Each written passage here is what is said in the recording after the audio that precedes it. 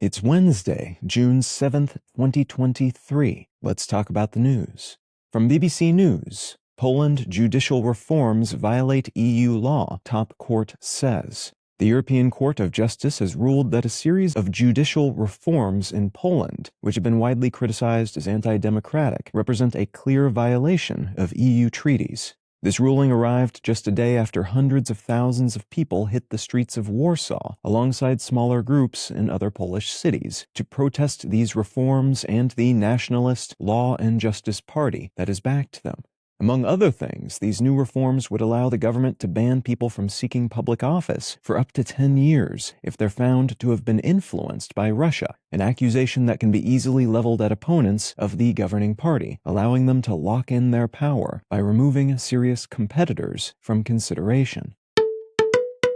From Reuters, Ukraine war zone villagers flee floods after massive dam destroyed. A Soviet-era dam in Ukraine has collapsed, leading to downstream flooding and concerns that a nuclear power plant located upstream, which relies on water from the dam's reservoir to keep cool, could be at increased risk of melting down. Russian and Ukrainian leaders are each accusing the other of responsibility for this dam failure, and the timing of the collapse is oddly correlated with a renewed counteroffensive by Ukraine against Russia, which the Russians allege hasn't amounted to much, but which the Ukrainians say has already resulted in some retaken territory. There's a lot of fog of war surrounding this event, which makes determining actual responsibility difficult from the outside. But it does seem likely that the impact of this breakdown will fundamentally change some aspects of the invasion, including that aforementioned Ukrainian counteroffensive, as it renders some areas less or non-traversable and raises new concerns about the now at even greater risk nuclear power plant in Zaporizhia.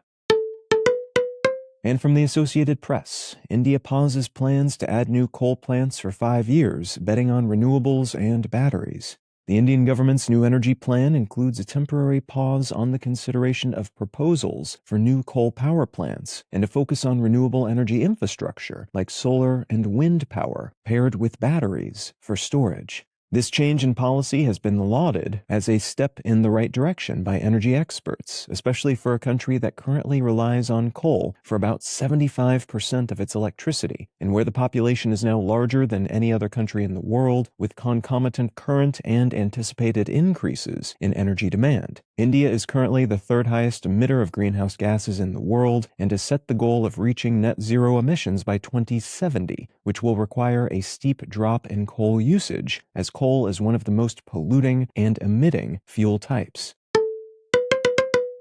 If you're finding some value in One Sentence News, consider leaving a quick review wherever you get your podcasts and/or sharing the show with a friend. You can find out more about this show or subscribe to the email version at onesentencenews.com. And you can support this and other related projects, like the Let's Know Things and Brain Lenses podcasts, at understandery.com.